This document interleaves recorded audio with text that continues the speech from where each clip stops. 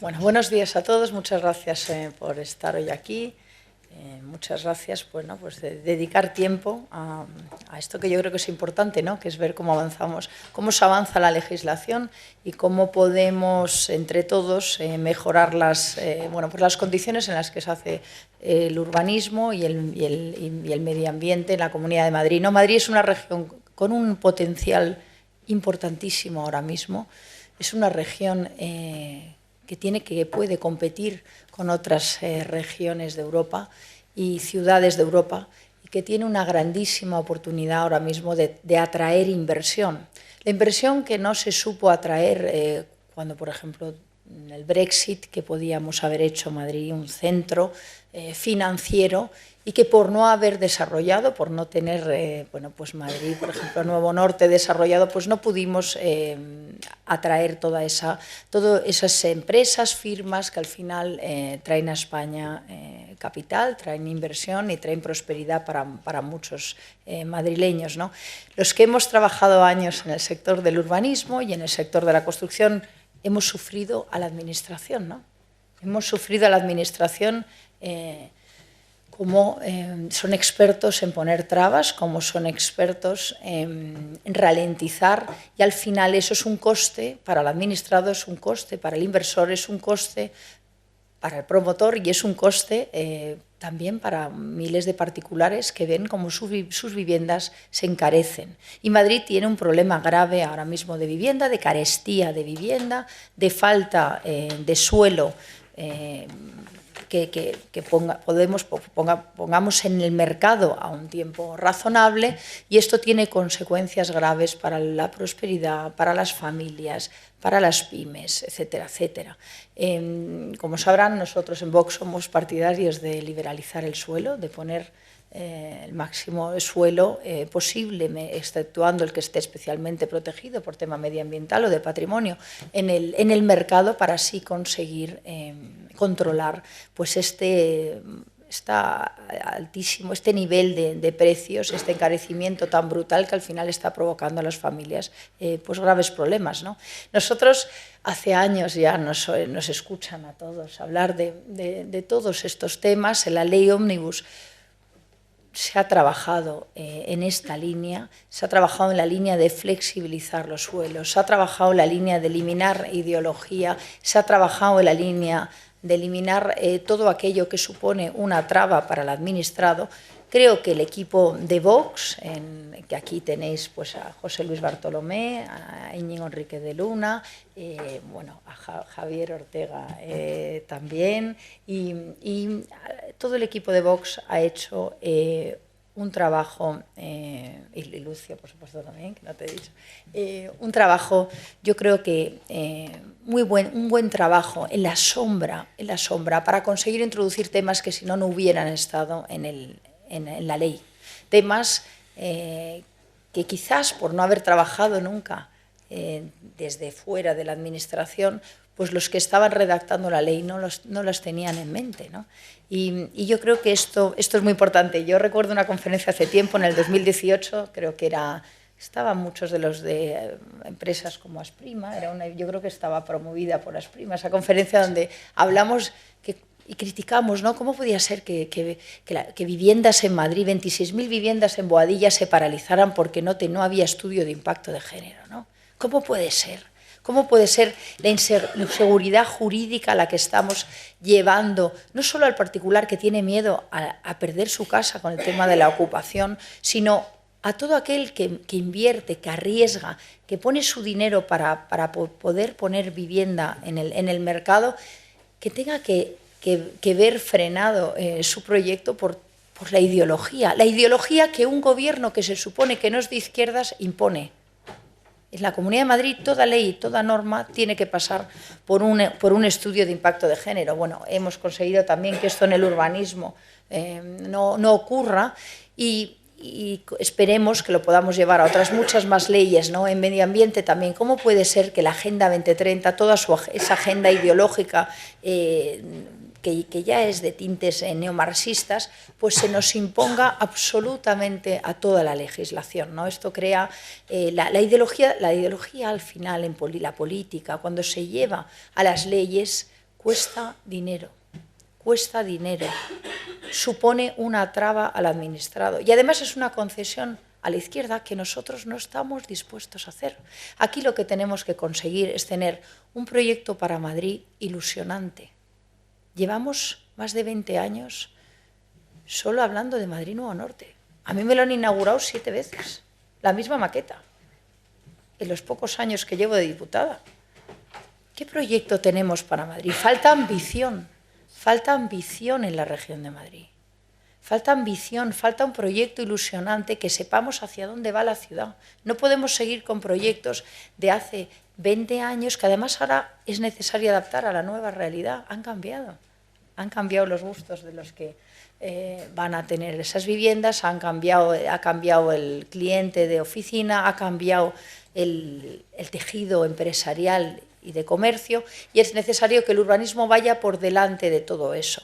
Madrid hace falta que dote de herramientas de flexibilidad de uso, hace falta que dote de herramientas para dar seguridad jurídica y hace falta que excluya de toda la legislación todo lo que sea ideología política, porque lo que hace falta en Madrid es eliminar trabas, es incentivar y atraer la inversión y es que los políticos nos quitemos del medio, que los políticos lo que hagamos es resolver, facilitar, incentivar, que es un poco lo que todo este equipo de Lucio, de José Luis, de Íñigo y de Javier, y con todos el equipo más amplio que ha cooperado aquí, hemos intentado. Entonces, con esta idea y con estos principios vamos a seguir trabajando. Muchas veces es un trabajo silencioso, nosotros no tenemos la potencia de prensa que dan los 62 millones que dedica el gobierno de la señora Ayuso a la promoción de lo que hace el gobierno, 62 millones de euros que nosotros creemos que podrían estar utilizados mejor en otras cosas, y como no tenemos esa potencia, lo tenemos que contar en pequeñas reuniones en que les agradecemos muchísimo que ustedes vengan y difundan ustedes también el trabajo que hace este equipo, que está contento de trabajar, aunque muchas veces no tengamos el rédito en la comunicación, porque esa es nuestra obligación, facilitar el camino para que aquellos inversores, promotores, particulares, para que todos los madrileños pues tengan un futuro mejor y puedan tener una vida con prosperidad y con seguridad. Y con esto yo les doy paso a mis compañeros de grupo para que le expliquen todas las medidas que han tomado. Muchísimas gracias.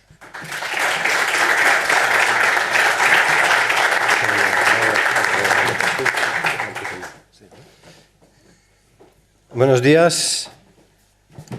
Vamos a entrar en materia con respecto a la ley Ómnibus. Como sabéis, la ley Ómnibus es una ley que toca numerosas leyes de carácter sectorial. Aquí vamos a hablar de las que más afectan al sector del urbanismo y del medio ambiente.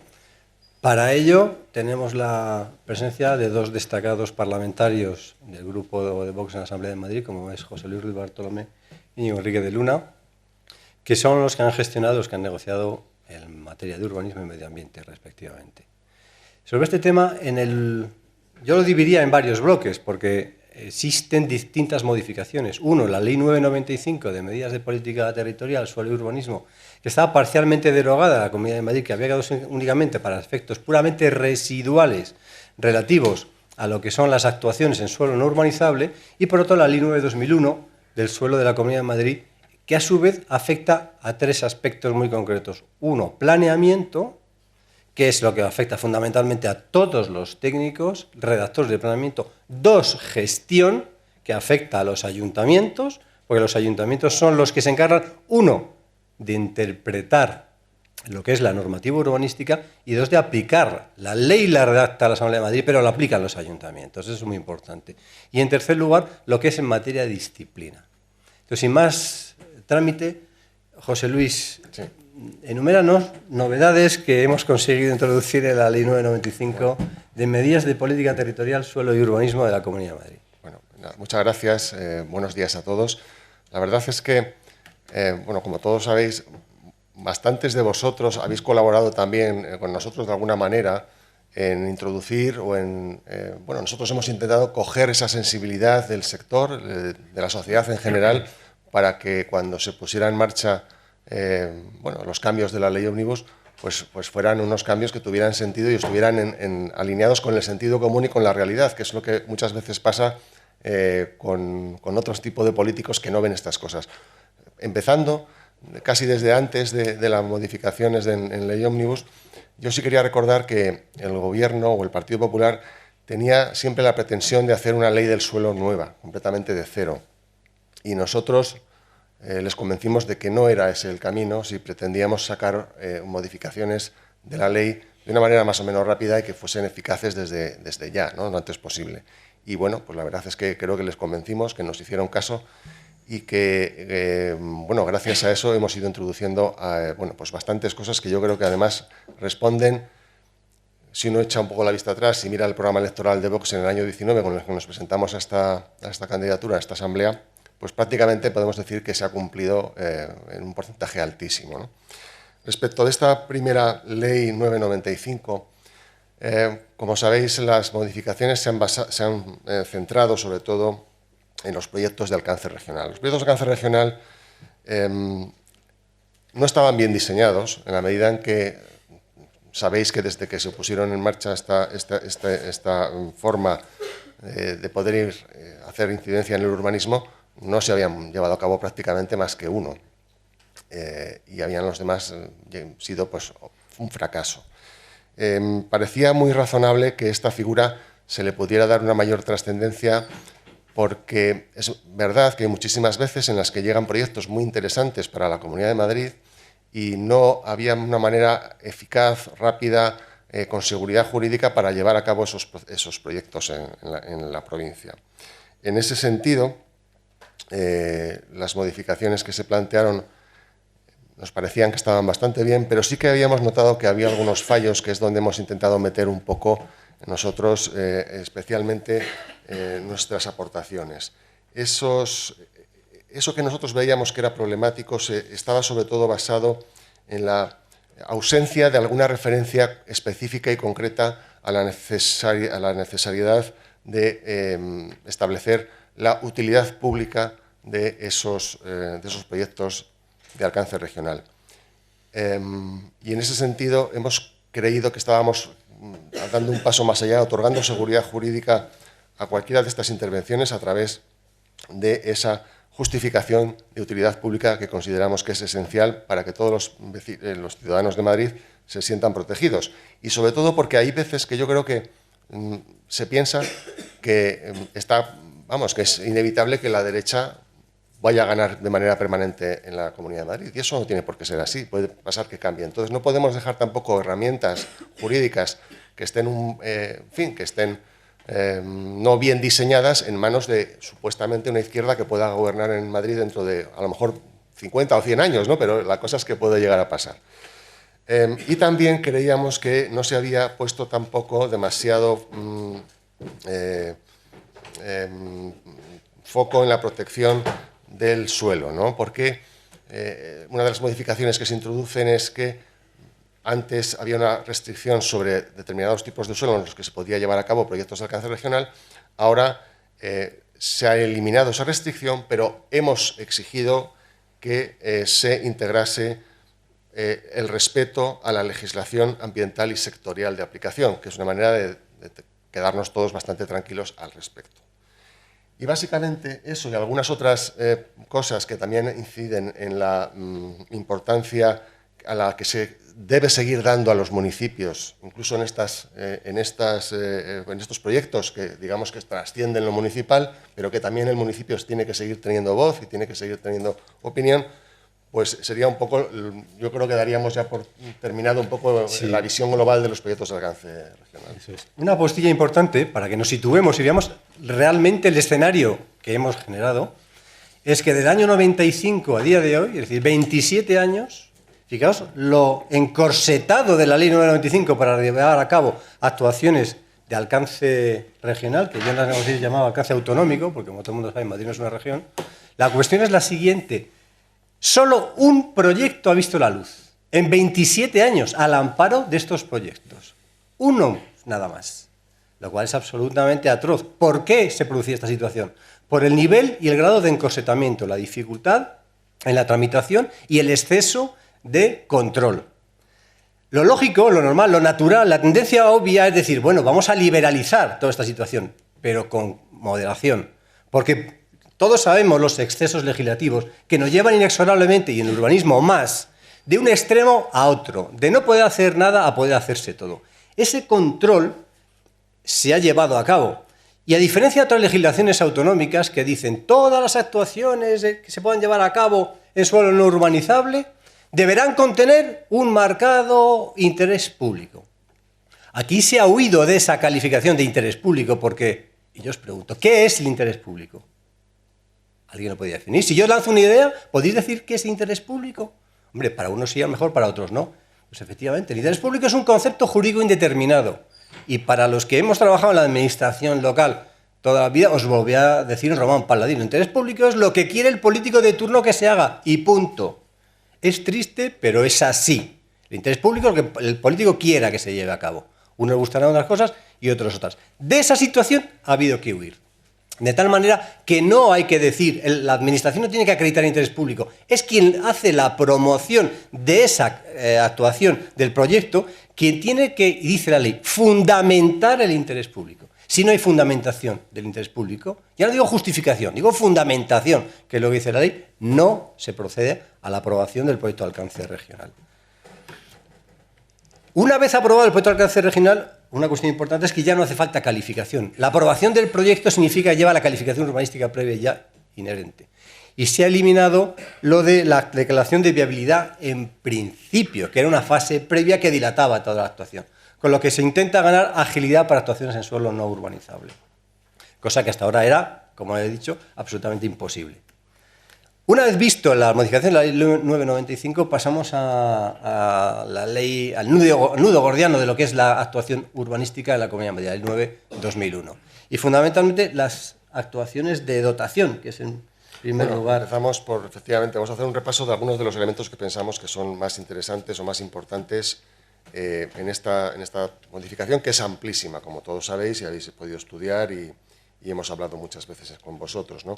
En primer lugar, esa incorporación del régimen de las actuaciones de dotación que, bueno, no deja de ser una obligación que tenía la Comunidad de Madrid de adaptar la ley autonómica del suelo al texto refundido del año 2015 de la Ley Nacional o la Ley Estatal de Suelo y Rehabilitación. Y, bueno, pues yo creo que ha quedado pues, bueno, bastante bien. Pero, sin embargo, yo creo que si algo nos parece más interesante es también el régimen de las actuaciones en suelo no urbanizable de protección, donde quizás Íñigo nos puede explicar, yo creo que una de las incorporaciones que hemos hecho... El famoso artículo 29, ya me han ido. Sí. Íñigo, cuéntanos las novedades en las actuaciones en suelo no urbanizable protegido. Bueno, muy buenos días. Soy Íñigo Enrique de Luna, soy el que lleva los temas de medio ambiente y, bueno, pues medio ambiente y urbanismo pues comparten zonas comunes y, de hecho, compartimos consejería, ¿no? Por lo cual, tanto José Luis como yo somos los dos portavoces en la Comisión de Medio Ambiente y Vivienda. Bueno, como veo por aquí a José Luis Relaño, que lo veo ahí al fondo, pues le quiero agradecer que haya venido como representante, bueno, pues de la asociación Limpiando Madrid, que es la asociación de CEIM que gestiona todas las empresas que se dedican a la gestión de residuos no peligrosos, ¿no? Él fue el que un poco, y su asociación, nos abrieron los ojos sobre el gravísimo problema que teníamos en la Comunidad de Madrid con la gestión de este tipo de residuos, ¿no? Donde al final ese liberal Partido Popular, que lleva gobernando 26 años, pues en la práctica tenía paralizado todas las licencias y las calificaciones urbanísticas que, bueno, pues que necesitan este tipo de entidades para poder operar, ¿no? Y las autorizaciones como gestores de residuos, ¿no? Y bueno, pues yo creo que una de las enmiendas más importantes que yo creo que hemos presentado desde el grupo parlamentario ha sido precisamente esa, ¿no? Flexibilizar y permitir que en el suelo no urbanizable de protección se puedan implantar este tipo de actividades, ¿no? Que son absolutamente fundamentales pues para la gestión de lo que es todos los residuos no peligrosos, que al final es la biomasa forestal, que al final es la gasolina que incendia nuestros montes y que, bueno, no solamente en la Comunidad de Madrid, sino en toda España, pues es un gravísimo problema, y después de Filomena, pues mucho más. De hecho, la empresa de José Luis, a pesar de no tener licencia y no tener calificación urbanística, ha triturado el 70% de toda la biomasa de Filomena que se ha sacado de nuestros montes, ¿no? Yo creo que es fundamental. Nosotros en Vox estamos totalmente comprometidos con la conservación del medio ambiente. Nos declaramos conservacionistas antes que ecologistas, pero nosotros creemos que para defender el medio ambiente lo que hay que hacer es gestionarlo, no paralizarlo, no meterlo en una urna, que eso es lo que quiere la izquierda y también el Partido Popular en buena medida en la Comunidad de Madrid. La normativa que hemos tenido hasta ahora, pues yo creo que provocaba esto, ¿no? Que no se pudiera hacer ninguna intervención en el medio natural, en el medio forestal, y si se podía era con un montón de burocracia que desincentivaba o retrasaba muchísimo las actuaciones, ¿no? Yo creo que la ley Ómnibus, esa filosofía en general, es positiva, ¿no? Y de hecho nosotros, pues en todo lo que afecta al medio ambiente, hemos apoyado todos los preceptos que están ahí, que de alguna manera, pues un poco lo que quieren es quitar esa burocracia y permitir que se pueda hacer una gestión forestal de nuestro patrimonio natural razonable, sin tanta burocracia, bueno, pues con un principio de lo que es la declaración responsable frente a la licencia o la autorización, o incluso en muchos ámbitos ni siquiera la declaración responsable, sino solamente la mera comunicación, que yo creo que es al final la manera de gestionar, porque al final el patrimonio forestal, como el natural, como la caza, que también es otra cosa que luego comentaremos, pues al final el mayor interesado al final en gestionarlo como recursos son sus propios propietarios. O sea, instalar en la normativa esa presunción de que el propietario va a cuidar mal su patrimonio es un absurdo, ¿no? Y bueno, pues yo creo que estos terribles ola de incendios que hemos tenido este año, que por cierto la Comunidad de Madrid ha sacado pecho, en fin, de que en la Comunidad de Madrid no ha habido tantos incendios como en otras zonas de España, ¿no? Bueno, en el año 2020 pues tuvimos el mayor incendio de nuestra historia, que fue el de Cenicientos y Cadalso de los Vidrios, gracias precisamente a esa España autonómica que parece que entiende que los fuegos se paran cuando llegas al límite regional de una comunidad autónoma. Esto empezó en Castilla-La Mancha, en Almorox, y al final asoló 1.500 hectáreas de nuestra comunidad. Y bueno, pues aquello fue un desastre, ¿no? También gracias a Vox hemos conseguido que se empiecen a cambiar estas cosas y que por lo menos haya convenios para que los retenes forestales de una comunidad autónoma, cuando ve un incendio en la limítrofe, se puedan desplazar, porque si esto hubiera ocurrido en Almorox no hubiéramos tenido el tremendo incendio. Bueno, pues yo creo que el monte necesita ser gestionado, y para ser gestionado, una de dos: o tenemos ingentes presupuestos públicos para pagar todos los trabajos de limpieza, que es como tradicionalmente se ha hecho toda la vida, que es sacar la leña seca y quemarla allí mismo, o somos capaces de generar una economía circular en torno a la gestión forestal del monte, para valorizar precisamente esa leña seca o ese matorral que hay que limpiar periódicamente para que nuestros montes estén muy cuidados y no ardan, ¿no? Pues bueno, aquí en la Comunidad de Madrid esto era prácticamente imposible. Por ejemplo, no tenemos una sola central de generación eléctrica de biomasa, que es algo fundamental. Es crear economía en torno a la gestión del monte, pero una economía cercana, próxima, que no haya que llevar, ¿verdad, José Luis?, los camiones a Soria, a Garray, de donde José Luis es, o a León, con la huella de carbono esta que, como dicen los progres, que todo tiene huella de carbono. Bueno, pues eso, ahí la huella de carbono no la ven. Aquí no teníamos ni una sola central. José Luis lleva años batallando para que le permitan en su planta montarla y no le dejan.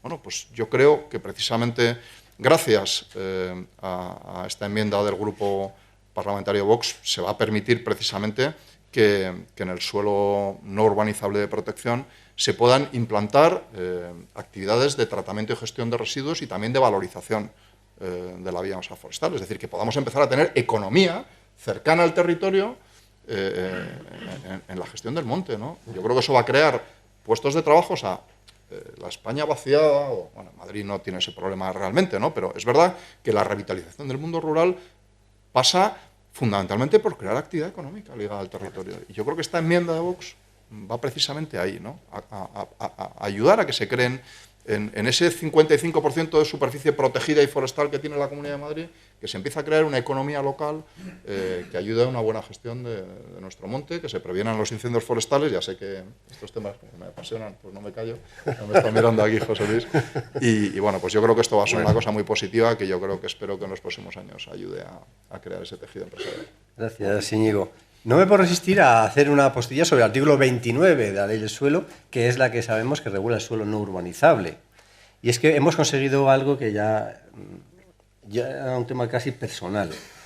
Sabéis que se introdujo un apartado cuarto, en la época de Esperanza Aguirre, en el que se habilitaba y se posibilitaba, sin necesidad de calificación, una licencia directa a actuaciones de carácter deportivo en suelo no urbanizable, motivado por su conocida pasión por el golf.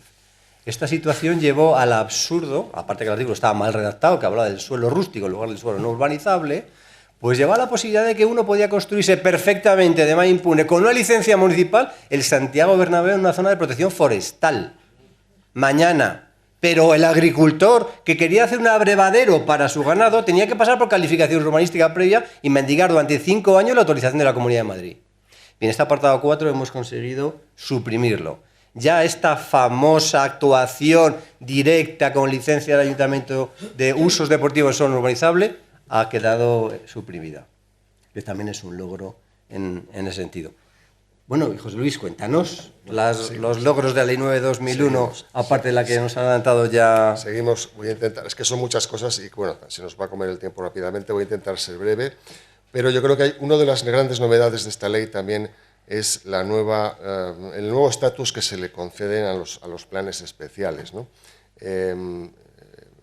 Ahora mismo los planes especiales van a poder modificar determinaciones estructurantes y yo creo que esto está muy bien porque elimina todas esas rigideces que tenemos hasta hoy que para que cualquier tipo de modificación de planeamiento de estas características tiene que ir a través de modificación puntual de plan general y como todos sabéis eso son procesos eternos y muy complejos también además porque entra mucho la política en los municipios y generalmente bueno, pues muchas veces acaban abocados al fracaso. Yo creo que aquí se gana muchísimo en agilidad, se gana en una reducción importantísima en las cargas de las tramitaciones y sobre todo pues es un poco lo que estábamos diciendo, ¿no? No matar moscas a cañonazos a través de un instrumento que es excesivo para muchas veces las cosas que se pretenden hacer.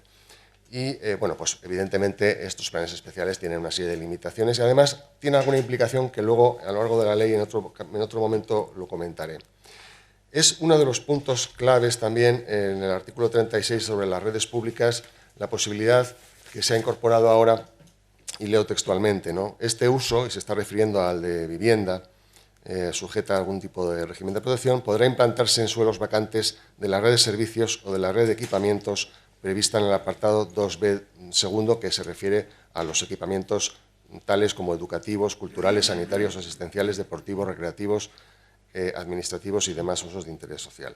Esto no es una novedad de la Comunidad de Madrid, pero ya existía en otras legislaciones autonómicas, como en la ley de la Comunidad Valenciana, si no recuerdo mal, y creemos que en una situación como la que estamos viviendo, sobre todo especialmente en nuestra comunidad autónoma, donde bueno, el acceso a la vivienda se ha convertido en un imposible para mucha gente, las dificultades, o sea, todos somos conscientes de que en el año 2008 algo del sistema hipotecario se rompió y no se ha vuelto a recuperar, ¿no?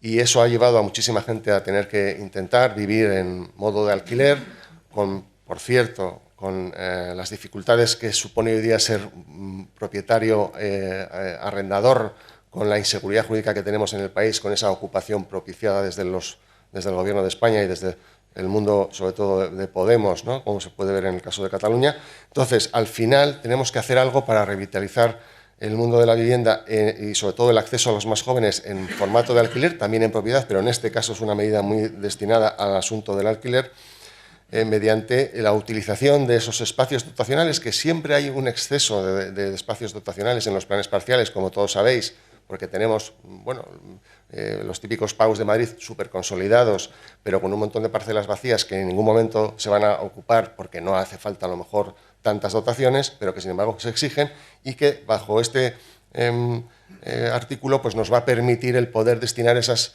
parcelas a hacer viviendas bueno, para personas o familias más vulnerables, y yo creo que eso es uno de los puntos verdaderamente importantes o nucleares de esta ley. Seguimos. Si me permite una postilla con por supuesto. respecto a lo que es los planes especiales, lo voy a traducir al lenguaje técnico. Los planes especiales se les trata ahora de una virtualidad que carecían antes. Los planes especiales antes eran los famosos PERIs, Plan Especial de Reforma Interior, Plan Especial de Infraestructuras, por supuesto muy concretos, muy tasados, pero sobre todo no podían tocar determinaciones estructurantes y alguna cosa pormenorizada de manera excepcional. Bien, ahora a través de planes especiales podemos modificar determinaciones estructurantes y determinaciones pormenorizadas, lo que, uno, agiliza tremendamente la tramitación y, dos, convierte el plan especial en un instrumento suficientemente versátil para que lleve a cabo actuaciones que de otra manera tenían que llevarse a través de revisiones de plan general. Lo que significa, lo que ya sabéis, una revisión de plan general no dura menos de 5 años y a veces era para cosas menores, cuestiones de segundo orden o de menor entidad y que genera una traba tan compleja que se desistía precisamente por la tardanza y el tiempo que se llevaba a cabo. Los planes también tienen otro aspecto importante y es que en muchas ocasiones, todos hemos visto normas subsidiarias de municipios en los que no existía a lo mejor la AutoCAD en aquella época y cada vez que se imprimía un plano, los límites entre los sectores era una línea que sobre el terreno se transformaba en 15 o 25 metros, con una línea suficientemente gruesa. Bien, había problemas de cartografía y había problemas de estudios topográficos. Pues bien, ahora los planes parciales pueden modificar los límites de los sectores para ajustarlos a la situación real y correcta. Antes, ¿cómo se hacía? Revisión de plan general. Peregrinaje, como todos sabemos, de no menos de 5 años a la Comunidad de Madrid. Ahora, con plan parcial, se pueden ajustar los límites de los ámbitos de los sectores, tanto en suelo urbanizable como los ámbitos del suelo urbano no consolidado. Me parecía esa cosa fundamental, Perfecto. esa postilla que quería formular. Muy bien, y además es que lo íbamos a comentar ahora. Y añado, en el artículo 50, dentro de las funciones de los planes especiales, hay bueno, pues varias atribuciones que antes no tenían o que no están en la ley vigente. Y uno de ellos es importante porque habla de modificar la ordenación establecida en el suelo urbano conforme a los criterios de regeneración y reforma urbana del texto refundido de la Ley de Suelo y Rehabilitación. Claro, porque uno de los puntos que más ha sorprendido ha sido que en el artículo 38, en las determinaciones sobre los usos del suelo, se ha incluido algo que antes no existía. Bueno, por un lado, que el porcentaje de uso global puede ser modificado como determinación pormenorizada, lo cual es algo también bastante importante que evita esos otros instrumentos más complejos, pero sobre todo ha llamado la atención que en el suelo urbano no consolidado como mínimo el 10% deba someterse a actuaciones de reforma o renovación, se tenga que reservar algún tipo de régimen de protección pública, ¿no? Esto no existía antes, pero precisamente está ligado con esa posibilidad que tiene hoy día el plan especial de modificar estas circunstancias, de afectar al suelo urbano a través del plan especial. Y es una forma, digamos, de moderar también esa versatilidad que tiene el plan especial para que tampoco se constituya en un cierto abuso, ¿no? En cualquier caso, y además se ha dejado también bastante discrecionalidad al municipio, que ya es mayor de edad, que no tiene que estar siempre tutelado por la administración grande, el hecho de que de forma potestativa esto pueda ser o no, en función de lo que decida ese ayuntamiento, siempre que no alcance a las 200 viviendas en total, ¿no? en los casos de urbanos no consolidados. Yo creo que es uno de los asuntos también que estaban un poco ahí, pues que no se entendían muy bien, ¿no? También es importante cómo, Lucio, yo creo que esto, cómo los avances de planeamiento serán facultativos en cualquier caso que no se trate planeamiento general. Esto antes tampoco pasaba. La fase de avance era obligatoria y preceptiva en todas las ocasiones y ahora hemos también conseguido que solamente sea preceptivo el avance de planeamiento en el caso de instrumentos de planeamiento general, pero no en el resto. Y, por supuesto, una regulación más ágil, que se hacen varios trámites de manera simultánea, de los que mientras está la información pública ya se puede estar trabajando en la evaluación ambiental estratégica en toda la parte de avances de planeamiento. Hay también una modificación que la introducimos en los últimos días previos al cierre de la negociación, que parece menor, pero puede ser muy importante. Y también es fruto de la conversación que hemos tenido con vosotros y con Asprima y con los demás personas preocupadas por el urbanismo en Madrid.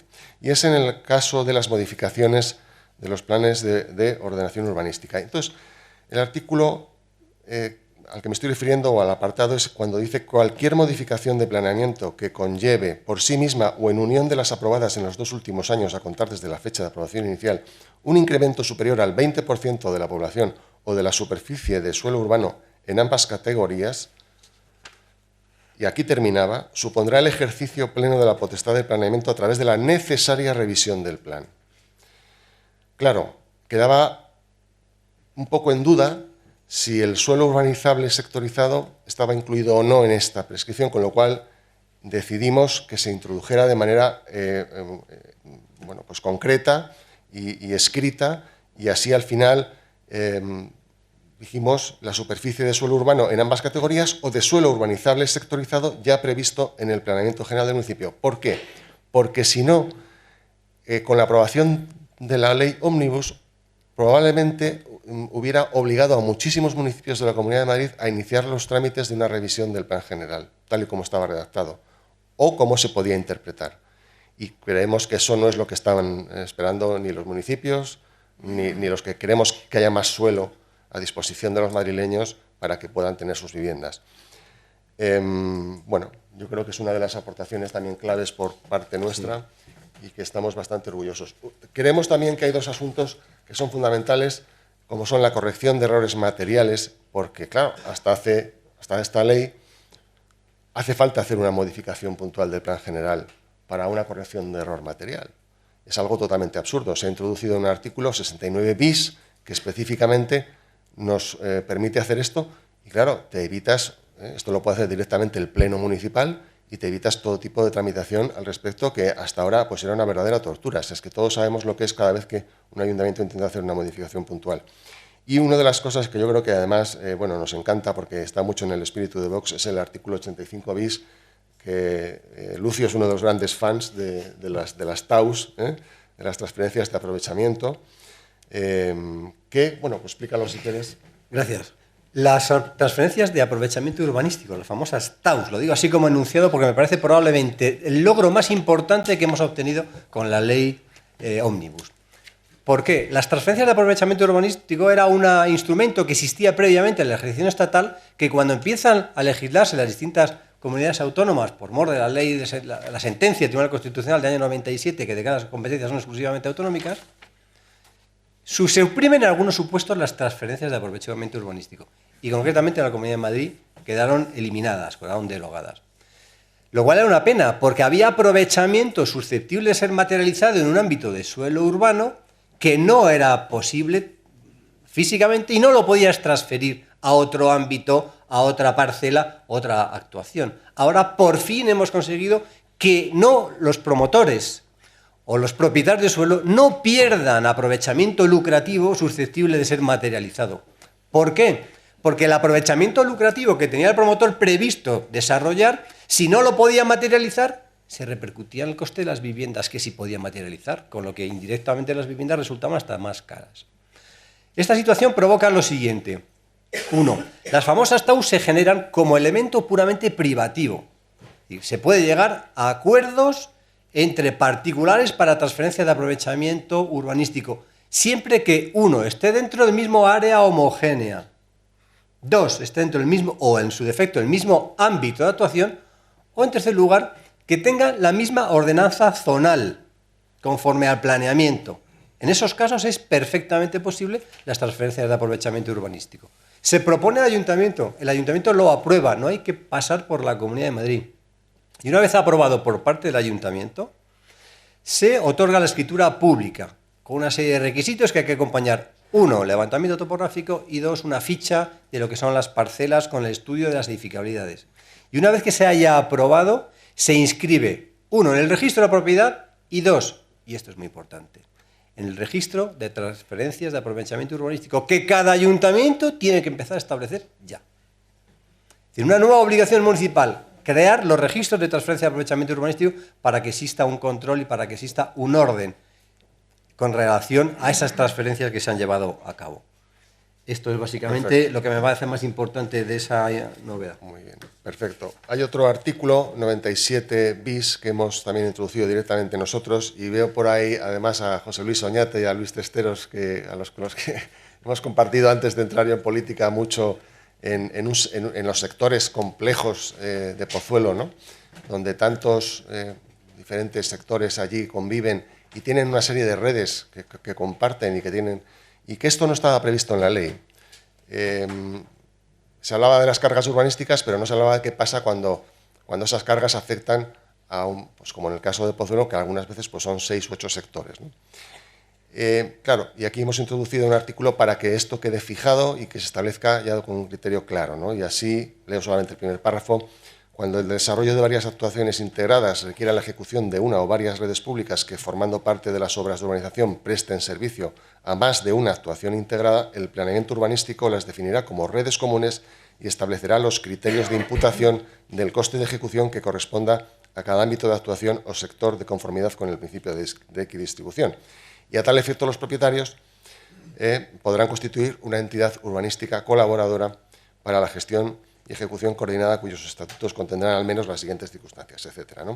Yo creo que estas cosas que a veces son como muy técnicas y dices, bueno, es que luego en la realidad, en el día a día, cuando te pones a gestionar suelo y, bueno, pues antes comentaba Rocío Madrid Nuevo Norte, pero es que el caso de Arpo, el caso de tantos sectores de Madrid que muchos de vosotros conocéis, que llevan años y años y años, llevan décadas.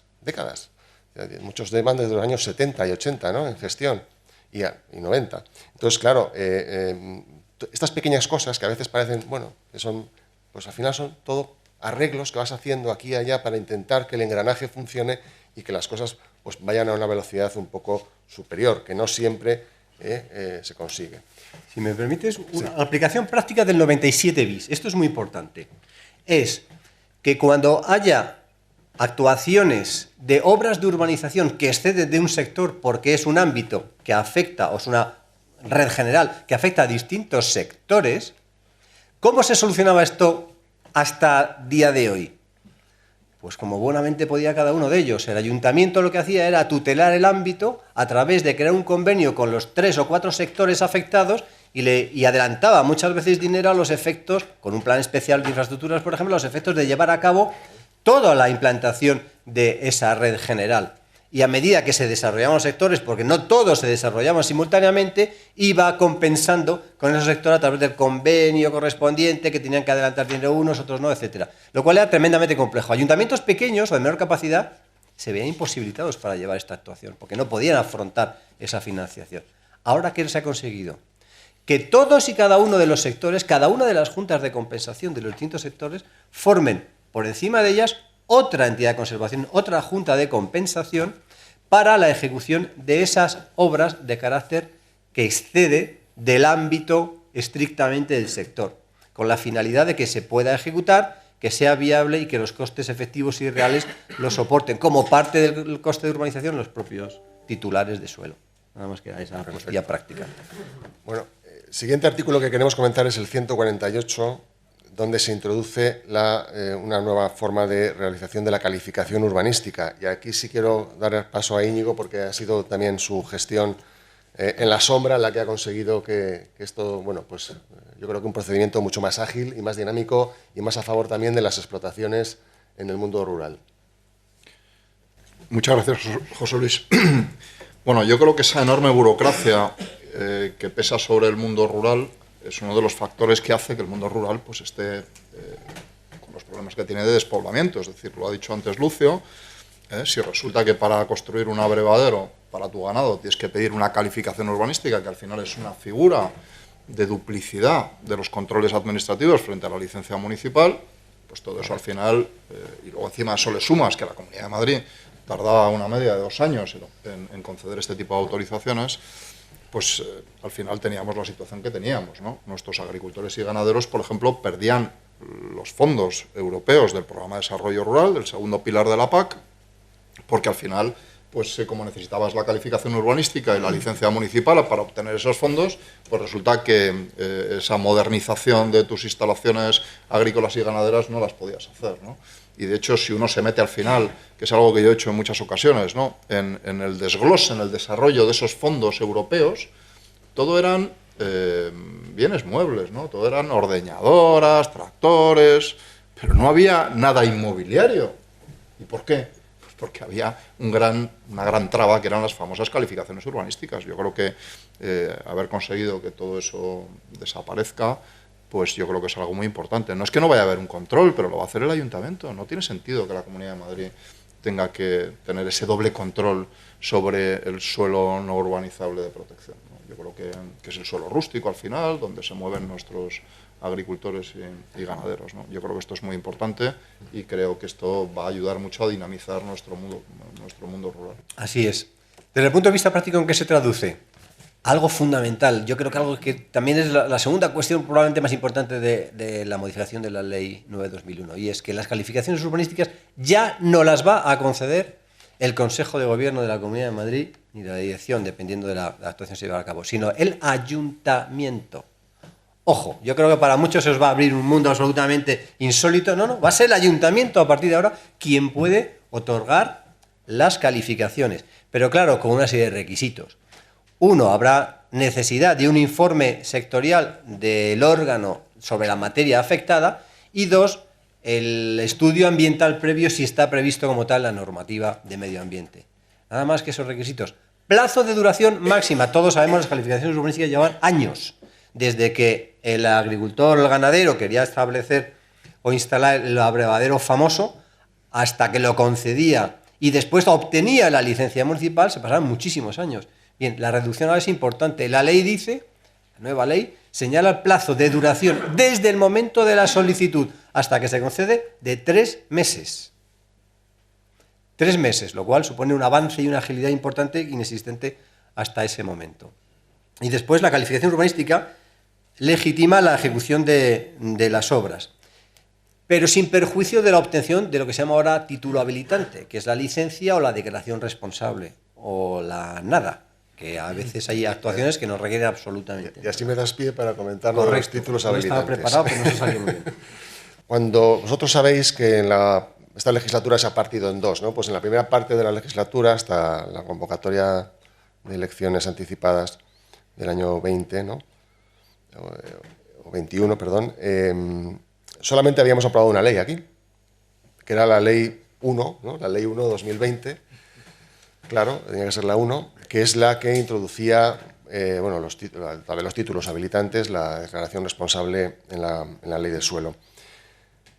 Estaba tan mal tramitada esta ley, tan mal tramitada, que era muy probable que los tribunales hicieran caso a los recursos que ha presentado la izquierda contra esta ley. Y el problema era doble. Por un lado, podía ser razonable que los tribunales estimaran que la lectura única no era apropiada para unas modificaciones realmente sustanciales, pero sobre todo por cómo se tramitó la aprobación aquí, en un momento en el que estábamos con cuotas, ¿no?, en el sentido de que no veníamos todos a los plenos porque el coronavirus, etcétera, ¿no? Claro, el voto no es proporcional, es decir, cada diputado es representante de todos los ciudadanos y debe estar para votar. Pero aquí se hizo, no se tuvo en cuenta esa realidad, que era muy importante, que además nosotros lo advertimos a la mesa de la Asamblea, lo advertimos a los unos. En aquel momento presidía un señor de Ciudadanos que no actuó con mucha lucidez, y yo recuerdo incluso que salimos de esa votación y alguno de los que estáis aquí me llamó: oye, que enhorabuena. Digo, pues yo no estaría tan contento porque creo que esto está quebrado por dentro. Entonces, al final, el Partido Popular le hicimos entender que esto corría un grave riesgo. ¿Y qué ha pasado? Pues que vía enmienda, una enmienda enorme, de muchas páginas, se ha vuelto a reintroducir todo el texto que se modificó en la Ley 1/2020 con el fin de consolidarlo y poner un escudo protector frente a ese posible recurso, a que prospere ese recurso de la izquierda. Y creemos que es una buena acción, que consolida lo conseguido en el año 2020 y que, cuando uno comete un error es importante también que sepan decir que lo han cometido y vía enmienda intentar subsanarlo. Y otro asunto que también sabéis que ha quedado regulado, otro de los asuntos que llevábamos en nuestra campaña del año 19, nosotros hemos sido siempre muy pro a esa colaboración público-privada, que ha sido el establecer un régimen de colaboración público-privada para las famosas ECUs o ECLUS, según aquí lo dice de una manera o de otra, sobre la cual no vamos a decir gran cosa porque básicamente coincide en todo lo que es la regulación sobre lo que ya se ha aprobado en el Ayuntamiento de Madrid en los últimos meses. Y por tanto, pues yo creo que no cabe más que decir que esta figura, que es verdad que para Madrid Capital es muy importante porque, en fin, el atasco es monumental, como todos sabemos, también va a poderse utilizar por otros ayuntamientos de la comunidad autónoma donde también, pues a lo mejor es conveniente hacerlo, ¿no? Hay ayuntamientos de muchísimo había un tamaño, vacío legal importante. El Ayuntamiento de Madrid se inventa las ECLUS, sí, pero se regula a través de la ordenanza municipal, pero carecía de amparo normativo a nivel de ley, la ley del suelo. Y ahí lo que se hace es establecerse un marco, lo que se establece es un escenario para que otros ayuntamientos puedan adherirse a la famosa figura de las ECLUS. Vamos con los bienes de patrimonio público de suelo. Esta es una de las especialidades de Lucio. Bien, patrimonio público de suelo, como sabéis, es un patrimonio separado, dice la ley. Siempre hay un patrimonio separado del patrimonio normal. Los ayuntamientos tienen varios tipos de patrimonio. Bienes de dominio público, bienes patrimoniales, bienes demaniales y los patrimonios públicos de suelo. ¿Qué son los patrimonios públicos de suelo? Muy sencillo. Es todos aquellos suelos que obtiene el ayuntamiento como consecuencia de la obligación de ceder a la administración actuante el suelo excedente donde materialice el aprovechamiento lucrativo. En Roma Paladino, el 10% del suelo donde se pueda materializar, el suelo donde se pueda materializar el 10% del aprovechamiento lucrativo de cada ámbito de actuación, de cada sector, tiene que cederse al ayuntamiento. Las cesiones de toda la vida que conocemos. Pues bien, esta situación del patrimonio público de suelo solo podían servir para viviendas de protección oficial desde el punto de vista práctico, nada más. Estaba encorsetado. Es verdad que la jurisprudencia va por otro lado. Yo hace ya muchos años, y en mi época de funcionario y técnico de administración local, tuve que hacer un informe para que se posibilitara invertir el resultado del patrimonio público del suelo, que era tanto el suelo como cuando las cesiones eran económicas, es decir, en metálico, con la finalidad de regenerar o reformar obras de urbanización. Y me amparaba en algunas disposiciones accesorias, pero sobre todo en alguna resolución judicial. Aquí lo que se ha hecho es trasladar a la ley lo que ya decían los tribunales, lo que decía sobre todo el TSJ de Madrid.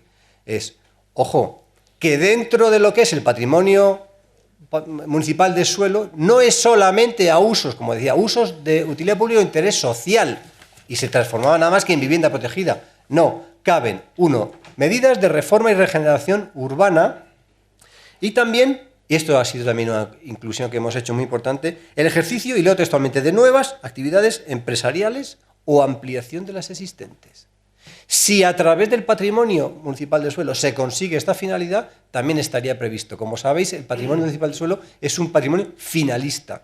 Está legalmente constituido siempre y cuando la finalidad sea utilidad pública o interés social. Pues bien, ahora se concreta que no solamente operaciones de regeneración urbana, sino, y leo nuevamente textualmente, nuevas actividades empresariales o ampliación de las existentes, lo que da mucha más amplitud, mucha más versatilidad y una posibilidades hasta ahora inexistentes para llevar a cabo el uso del patrimonio municipal de suelo. Muchas gracias, Lucio. Y otra de las incorporaciones importantísimas bajo nuestro punto de vista ha sido introducir en el artículo 236 el asunto de la prescripción o no prescripción de las infracciones urbanísticas. Hasta ahora todas prescribían por el transcurso de 4 años y nos parecía que eso estaba afectando de manera significativa sobre todo a entornos de valor agrícola muy importante, en las riberas de los ríos que atraviesan Madrid, y hemos conseguido que esta prescripción de las infracciones urbanísticas siga siendo de 4 años, pero salvo las que afecten a las que ya estaban, como eran las zonas verdes y espacios libres, y también al suelo no urbanizable de protección. Realmente, en algunas de las vegas de Madrid se está produciendo una proliferación de casetas y de construcciones de todo tipo que están alterando el patrimonio agrícola madrileño y bueno, y además están fomentándose, al conocer los infractores que esto prescribe tan rápido, pues se está fomentando un negocio de esto alrededor de ello, y además, bueno, pues muchos sabemos que son gente que a lo mejor antes vivía en la Cañada Real y se están trasladando a otras zonas y están deteriorando completamente el paisaje, en fin, todo lo que es la periferia de Madrid. Y aquí también, pues bueno, ha sido una de las cuestiones que Íñigo ha batallado duramente, ¿no? Sí, gracias, José Luis. Esta es una medida muy importante, ¿no? La Comunidad de Madrid, evidentemente, el peso de la economía agrícola y ganadera es pequeño, porque somos una comunidad o una región muy urbana, muy metropolitana, pero es verdad que nuestro poco suelo rústico, y sobre todo el de más calidad y más valor, que son las vegas de nuestros ríos, se están perdiendo, ¿no? Se están perdiendo por de la especulación urbanística, de la ocupación, también de la inacción de la Comunidad de Madrid en temas que antiguamente eran muy importantes, como es la concentración parcelaria, ¿no? Que es, al final, pues oye, las fincas se van partiendo por herencias, cada vez se hacen más pequeñas, y ese uso agrícola pues cada vez viene siendo menos rentable, y lo interesante al final es venderlo para que llegue aquí una persona que te construya aquí un chalet, ¿no? Y un jardín, y un huerto y todo este tipo de cosas. Esto es lo que está pasando. La vega del Tajuña, por ejemplo, es un ejemplo clarísimo, ¿no? Desde Chinchón hasta Morata, pues aquello ya, en fin, ha perdido el uso agrícola. A los agricultores ya casi les agreden cuando están haciendo su labor. Porque claro, como van con sus tractores y su maquinaria y echan polvo sobre todos estos chalés que de repente se han construido ahí, pues salen y les agreden. Y mucha gente pues viene de la Cañada Real, es decir, que no son residencias de lujo como os podéis imaginar, ¿no? Y bueno, este era un tema muy importante, ¿no? que llevamos tiempo batallando, que hemos conseguido que, bueno, pues que los medios de comunicación se hicieran eco, que Telemadrid se hiciera eco en su momento, gracias a nuestra denuncia, y yo creo que esto va a ser muy importante para intentar volver atrás. Es complicado, ¿no? Yo defiendo que la Comunidad de Madrid este tema se lo tiene que tomar en serio, tiene que ser capaz de impulsar un plan especial para recuperar las vegas madrileñas, que tienen un potencial de producción agrícola tremenda, que están abandonadas, que sus instalaciones hidráulicas son una vergüenza, que pierden más de un 30% de agua, porque no se ha invertido nada, porque los incentivos que hay en los planes de subvención para mejorar regadíos son perversos, porque el agua que ahorras te la quitan y se la devuelven a la Confederación Hidrográfica, con lo cual ningún agricultor, ninguna comunidad de regantes va a hacer ninguna inversión, porque si al final ahorro un 30% del agua y el agua me la quitan, pues para eso, virgencita, que me quede como estoy, ¿no? En fin, pero bueno.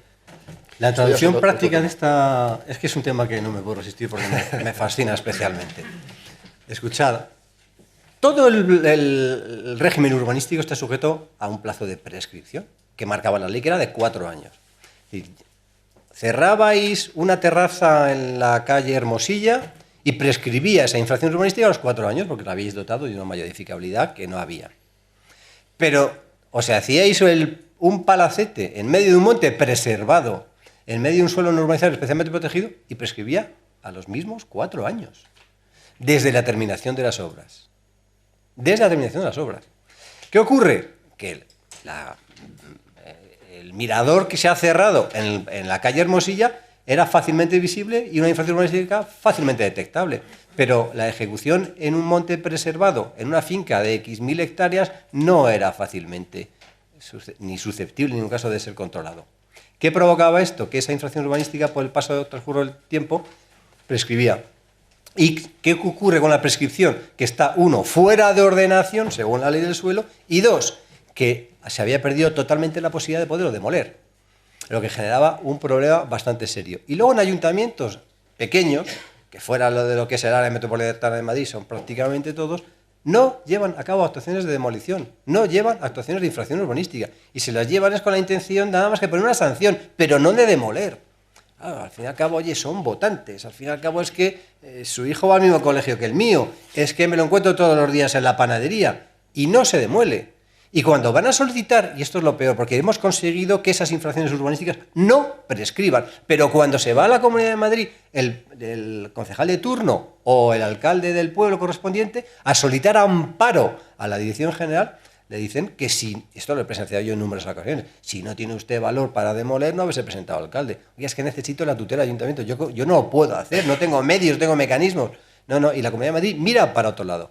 Esta ley, esta actuación está muy bien, pero hay que acompañarla de buena gestión, que es lo que falta, que hasta ahora estamos acostumbrados a que la gestión sea nefasta o brille por su ausencia. Y esta ley, yo creo, o sea, esta modificación lo que también exige es volver a lo mejor a retomar aquella ley que se derogó de las la ley Virus. Eso es. La vivienda rurales sostenibles, que la conozco bien. Claro, ¿no? Sí, por si bueno, la vivienda rurales sostenibles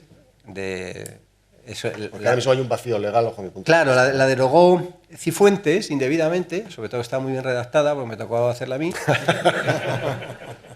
Y lo que preveía esa ley es algo muy importante, es ¿quién va a cuidar? La pregunta es la siguiente, nos daba la respuesta a la propia ley. ¿Quién va a cuidar el campo mejor que el propietario? Lo he dicho antes muy bien, Íñigo. El mayor interesado en que el suelo no urbanizable, el campo esté cuidado, es el propietario. Pero si yo soy propietario y no puedo hacerme nada, evidentemente estoy ahora mismo en una situación que me da igual que se queme, que no se queme, o que haya infracciones urbanísticas, que no las haya. Pero si puedo hacerme una casa, ya procuraré yo, uno, de tener todo suficientemente desbrozado para que no haya incendios en época estival. Y dos, suficientemente limpio para que no genere problemas de ningún tipo. Esto no es nuevo. La ley de Castilla y León se lo prevé hace tiempo. En la normativa de la legislación comparada, por ejemplo, en Francia, ocurre igual. El propietario puede hacerse una casa, pero con la obligación de mantenerlo en condiciones. Si tú tienes una vivienda en un espacio protegido de muchas hectáreas y con unas limitaciones de construcción, ya procuras tenerlo en buenas condiciones, desde luego, por la cuenta que trae, por el interés que tiene. Pues esta ley la derogó, pero sería bueno retomar algo parecido. En la siguiente legislatura, que si los madrileños nos votan mucho, que es lo que yo espero, podremos poner en marcha esta modificación.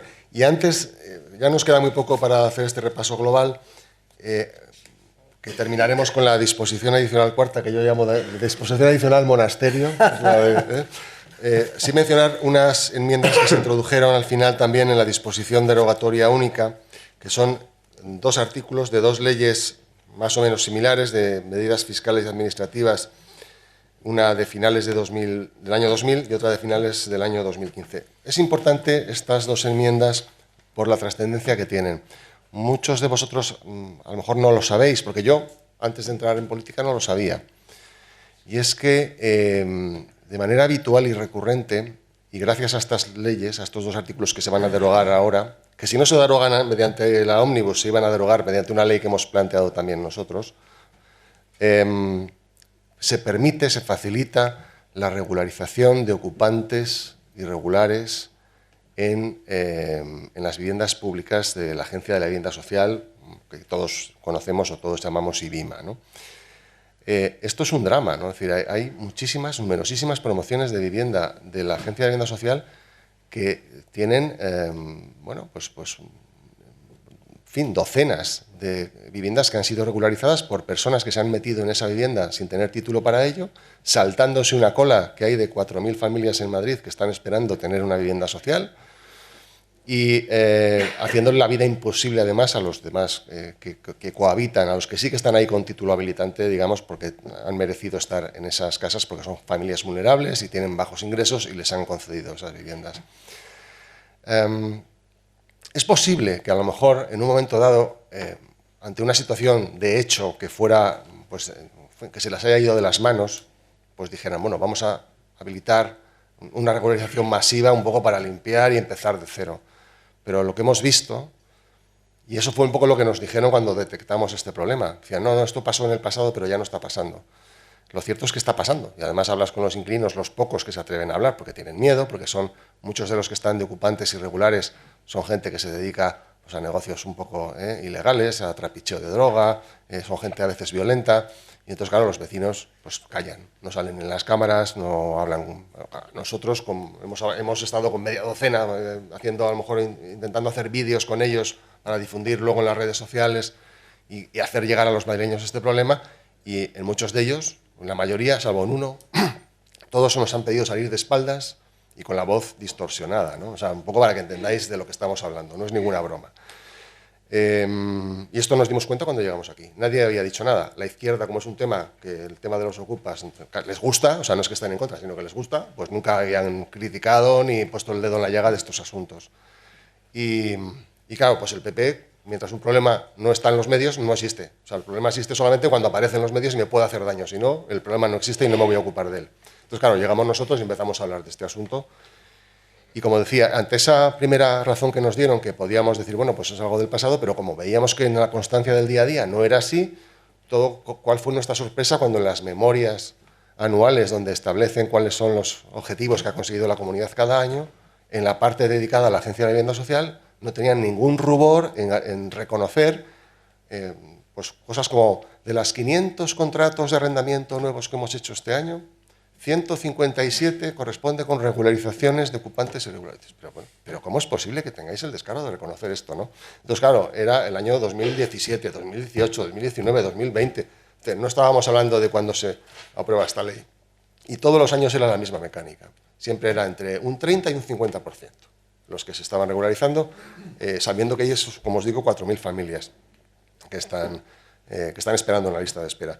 Bueno, también esto se va a terminar, por fin se va a terminar, no va a haber cobertura legal para ello, no va a haber cobertura legal para ello, y creemos que es importantísimo, porque no sabéis la de familias que hay sufriendo. Mira, hubo un día, cuando nosotros empezamos a hablar de esto, que en esta misma sala, el Partido Popular, pues para reaccionar contra lo que estábamos un poco moviendo nosotros y haciendo saber a la gente, convocó a propietarios de las diferentes promociones del IBIMA. Y yo estaba justo aquí, por donde habéis entrado vosotros, en ese pasillo, cuando, bueno, pues me encontré, pues ¿qué hacéis aquí? No, pues estamos con esto. Es que soy inquilino del IBIMA. Y entonces era un hombre mayor, pues con el pelo canoso y un señor ya, pues, decía, mire, a mí me acuerdo cuando nos dieron la vivienda, que fue un evento que hicieron en un polideportivo y que estaba Esperanza Aguirre, nos dieron la llave, y yo, para mí, era el día más feliz de mi vida, ¿no? Y joder, pues, una emoción tremenda, ¿no? Dice, pues ¿sabe lo que le digo? Que al cabo del tiempo, para mí, ese día fue el más desgraciado de mi vida porque me ha hecho vivir en un sitio en el que es que no vivo. O sea, es un infierno lo que estamos sufriendo en nuestra promoción. Creo que vivían en Coslada o por ahí, no me acuerdo ya bien. Y claro, tú como político, que además no conoces esa... como ciudadano, quiero decir, antes de llegar a político, ¿no? Como ciudadano, no conoces esas realidades porque yo estoy más en otras situaciones en el mundo inmobiliario parecidas a las que estáis aquí vosotros, y cuando llegas aquí te enteras de estas cosas, pues claro, no puedes quedarte quieto, ¿no? Y dices, pues aquí hay que hacer algo, hay que ayudar a la gente, no nos podemos quedar quietos. Y claro, pues si a la izquierda esto no le parece un problema, porque claro, están a favor de la ocupación, pues tendremos que denunciarlo nosotros, ¿no? Y creo que esto es uno de esos logros que merece la pena hacer política por conseguir estas cosas. Y bueno, y por último yo quería hablar, bueno, ya lo ha dicho antes Rocío un poco, pero lo dejamos a ella, ¿no? Que comente de nuevo esta disposición adicional cuarta, en la que dice que lo dispuesto en los artículos 45 de la Ley 216 y 21 de la Ley 316, que todos sabéis cuáles son, no resulta de aplicación a la tramitación y aprobación de cualesquiera instrumentos de planeamiento territorial o el planeamiento urbanístico. Bueno, como todos sabéis, Vox estamos peleando por derogar dos leyes, la 2-2016, la 3-2016, la llamada Ley Trans y la llamada Ley LGTBI, que la aprueba el Partido Popular en Madrid en el 2016. Estas leyes, aprobadas por el Partido Popular, están más a la izquierda y son más agresivas que la ley que quiere aprobar Irene Montero, en el Congreso de los Diputados. Estas leyes, bueno, pues como sabéis, atacan la presunción de inocencia, no respeta la presunción de inocencia, permite quitarle a los padres un niño si se oponen a que sean hormonados, permiten que hombres bueno, puedan competir en categorías de mujeres en el deporte, pero, por supuesto, establecen el adoctrinamiento de los niños en todas estas ideologías, sancionan a aquel que discrepe, o sea que yo mismo puedo ser sancionada porque discrepo al 100% con estas leyes, y obligan en toda la normativa y toda la legislación de la Comunidad de Madrid a hacer un estudio de impacto de género. En virtud de esta ley se pararon las obras de la M30, porque había que hacer un estudio de impacto de género pues no sé, debe ser de cómo íbamos las mujeres con un carrito por la M30, es que no se puede entender, ¿no? En virtud de esta ley se pararon leyes, planes, como en el famoso de Boadilla, de 26.000 viviendas. Bueno, entonces, lo grave es que existan estas leyes en Madrid, porque se supone que cuando no gobierna la izquierda lo que tiene que hacer es derogar toda la legislación de la izquierda. Lo que no puede ser es cuando gobierna la izquierda, la derecha se supone, se mantengan, y no solo se mantengan, se aprueben y sean precursores de las leyes que luego trae Podemos. La ley de Irene Montero trans copia la ley del PP de la Comunidad de Madrid. Es así. Esto no saldrá a los medios. Entonces, es muy importante, y en este tema de urbanismo, pues desde la ley Ómnibus podíamos atacar las partes de esa ley que afectaban al urbanismo. Y lo que hemos hecho es cumplir con la promesa que os hicimos a muchos de vosotros en foros de urbanismo, que derogaríamos toda aquella legislación que viniera de tema de ideología de género, y que además, no solo por no estar de acuerdo con la ideología de género, sino que suponían una traba brutal, una traba más a la tramitación, una prolongación de tiempos innecesaria y un problema para los que están arriesgando el dinero, para los que están promoviendo en Madrid y para los que quieren al final que las cosas en Madrid se tramiten, se hagan y los madrileños prosperen. Ha sido motivo de controversia, se ha intentado tumbar la ley Ómnibus en base a esta enmienda. Nosotros nos hemos negado a que se disgregara la votación de las enmiendas y hemos ido en bloque incluyendo esta ley. La izquierda, por supuesto, pues no le ha gustado esta iniciativa, una prueba más de que la izquierda estaba muy contenta con este gobierno de la derecha que respetaba las ideologías y las leyes de la izquierda. Con lo cual, este ha sido el comienzo, pero seguiremos. Si no derogan estas leyes totalmente, iremos derogándolas artículo, artículo, artículo, cada uno en su ámbito. Pero no nos podemos permitir que estas leyes estén vigentes, sobre todo porque atacan, y aquí salgo del urbanismo, a los que menos se pueden defender y a los más manipulables, que son los niños. Y nosotros tenemos la obligación moral, los que estamos en política, de proteger a los más débiles. Y en el caso de la ley trans y la ley LGTBI tenemos que luchar para que sean derogadas. Y nos oiréis hablar muchas veces más de todo esto. Gracias, Rocío. No sé si Íñigo quiere decir algo más de todo el tema medioambiental. Entonces, cuando termine yo. Sí.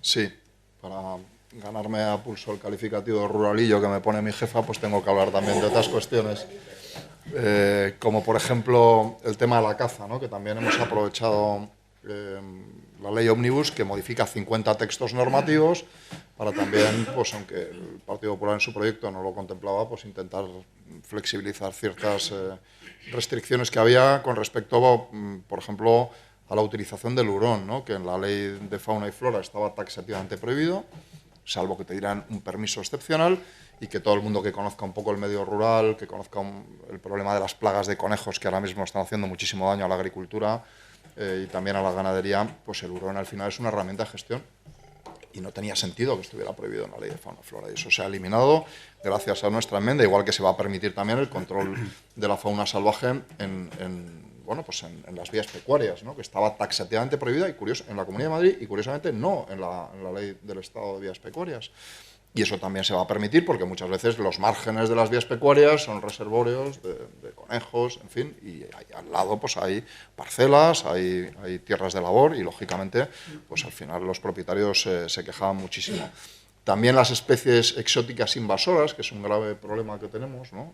Sobre todo en la Ciudad de Madrid, lo vemos con el tema de la cotorra argentina o de Kramer, que el Ayuntamiento de Madrid, lo sabrá Javier Ortega, pues gasta muchísimo dinero en su control poblacional, todo para que lo hagan sin sufrimiento animal y no sé cuántas historias más, con asociaciones ecologistas asesorando estos proyectos.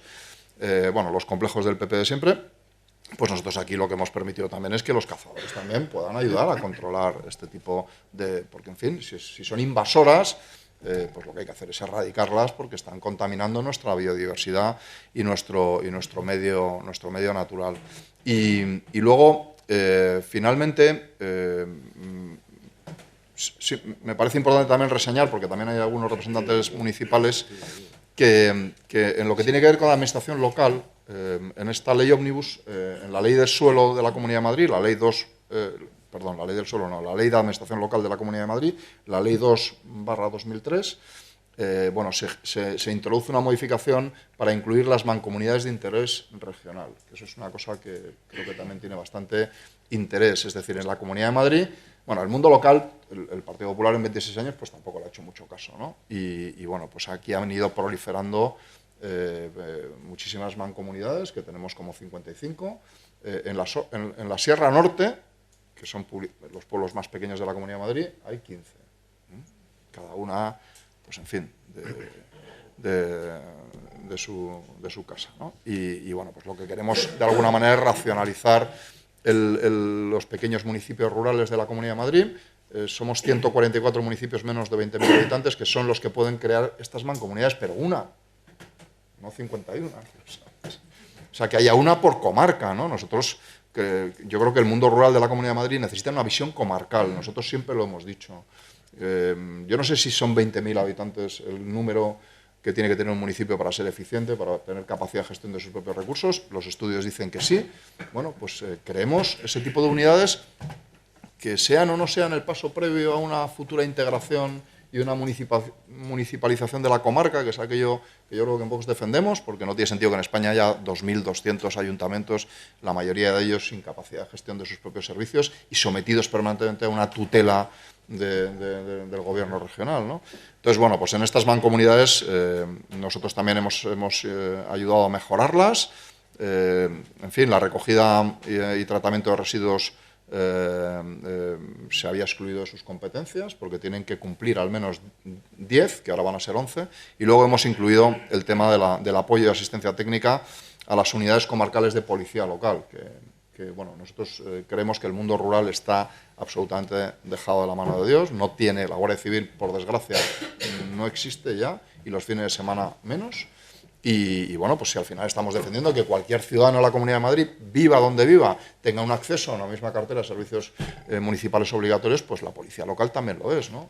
Para que un pequeño ayuntamiento no tiene masa crítica de población para crear una unidad de policía local.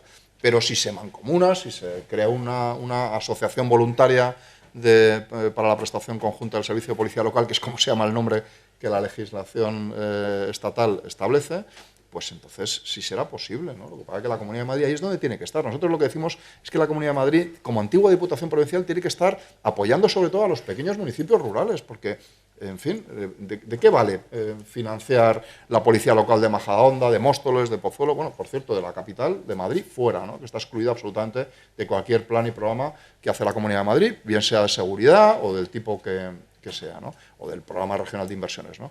Nosotros creemos que hay que estar ahí, en los pequeños municipios rurales, porque es donde de verdad se necesita la antigua Diputación Provincial de Madrid, que es lo que ya no existe.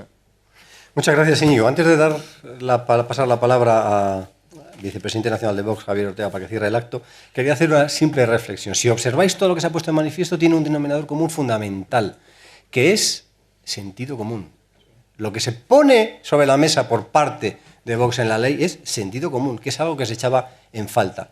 Y luego, los que me conocéis sabéis que yo valoro tanto el fondo como la forma. Hay un aspecto que estoy particularmente orgulloso, que solamente una vez en todo el texto se dice la palabra sostenible, que le tengo especial animadversión. ¿Sabéis qué es sostenible? Progre. O sea, todo lo que tenga un texto sostenible es progre. No lo tengáis en cuenta, es así.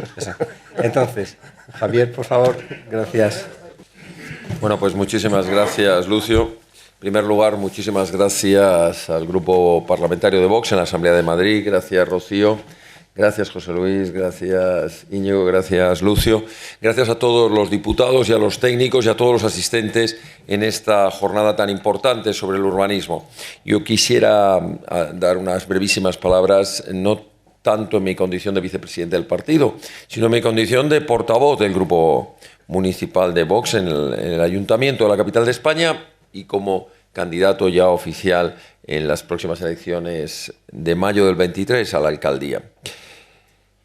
Lo primero que tenemos que tener claro es la dificultad que tiene el urbanismo, porque es ese difícil equilibrio complicado, y más para los que queremos hacer las cosas bien y tenemos la obligación de hacerlo, además, sin complejos, ese difícil equilibrio entre los intereses privados, individuales, siempre muy legítimos, y los intereses generales públicos, también muy legítimos, y además hacerlo siempre condicionado con esas dos barreras que nos impiden muchas veces hacer todo lo que querríamos hacer. Uno es la legalidad vigente, que no siempre es la competencia municipal, porque tienes normas superiores que te obligan, que te limitan, que no te dejan actuar con la libertad que quisieras.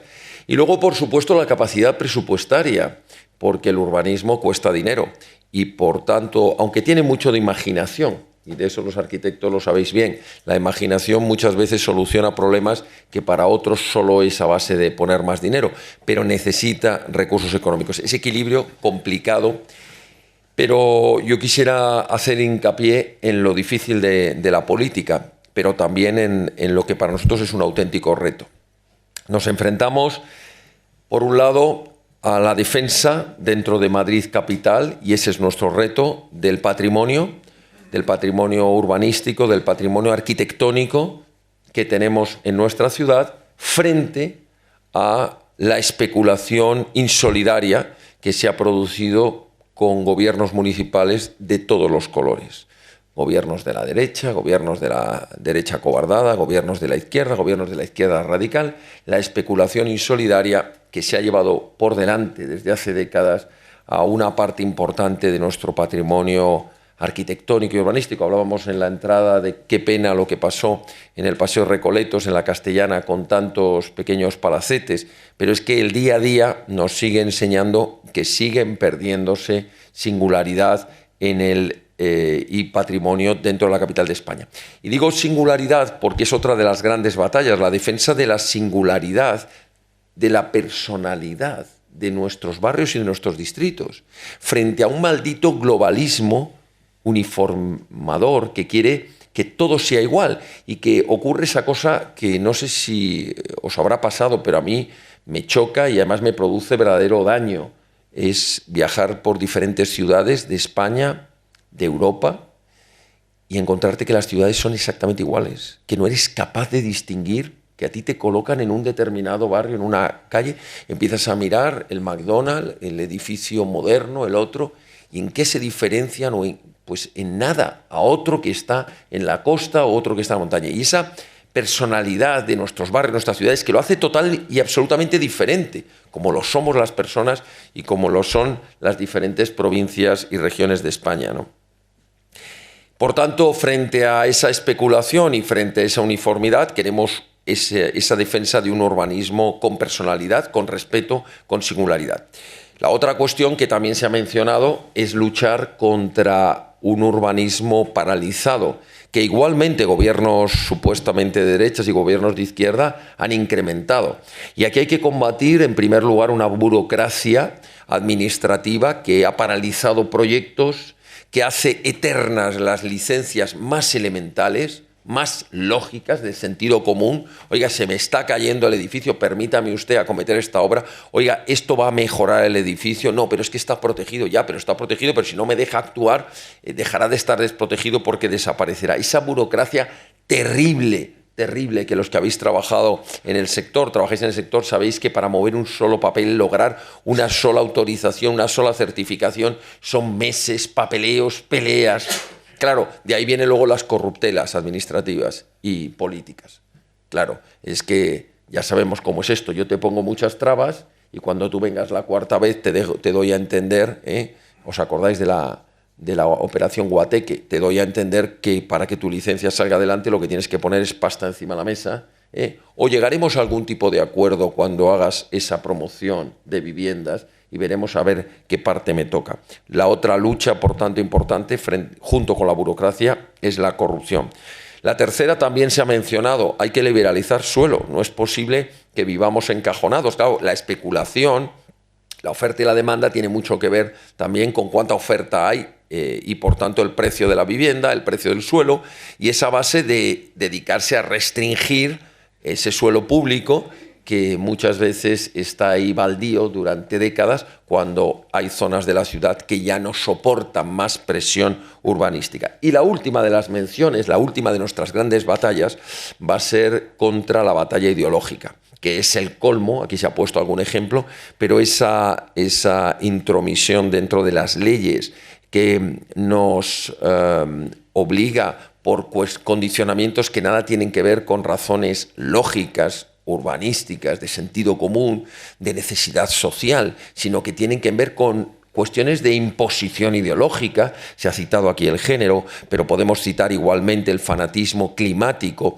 que nos lleva a que determinadas obsesiones de algunos de carácter absolutamente político, cuando no a veces incluso personales, quieren trasladarlo al resto de la sociedad, sus manías persecutorias, y no dejar que la sociedad crezca. Un ejemplo de todo esto, de una manera o de otra, por ponerlo encima de la mesa, sería el ejemplo que se ha citado del Madrid Nuevo Norte, esa vieja operación Chamartín que necesitó 28 años de diferentes gobiernos de todos los colores, y estaba paralizado algo que le va a dar una vida al norte de la ciudad, con un proyecto que es casi una pequeña ciudad en sí misma, moderna, con comunicaciones, con desarrollo, con servicios públicos.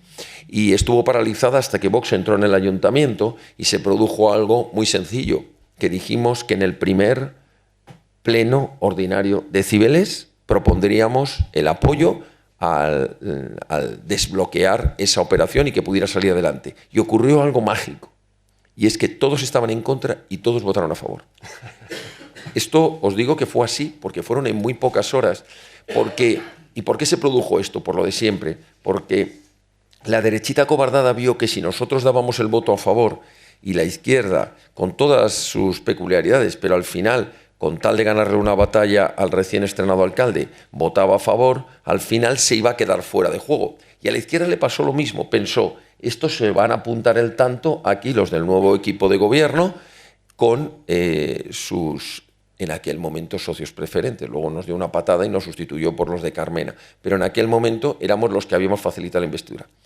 En definitiva, y con esto termino de verdad, agradeciendo nuevamente esta iniciativa y este trabajo, sobre todo, porque es más que una iniciativa, es una rendición de cuentas de todo el trabajo que habéis desarrollado. Que sigáis en la misma línea, que vamos a trabajar juntos desde el Ayuntamiento de Madrid, por supuesto la Asamblea de Madrid, porque al final lo bueno que tiene Vox es que somos previsibles y que lo mismo que decimos para un distrito de Madrid lo queremos para cualquier pueblo de la Comunidad de Madrid, salvando las diferencias, pero al final un urbanismo alejado de la corrupción, un urbanismo alejado de la ideología, un urbanismo con sentido común, con respeto a nuestro patrimonio, lo queremos para un pequeño pueblo del sur de Madrid o de la Sierra de Madrid, como para una gran urbe de cualquier ciudad de toda España. Eso es lo bueno que tiene Vox, que no vamos construyendo la política en función de las encuestas o del lugar en el que nos encontremos, sino en función del sentido común.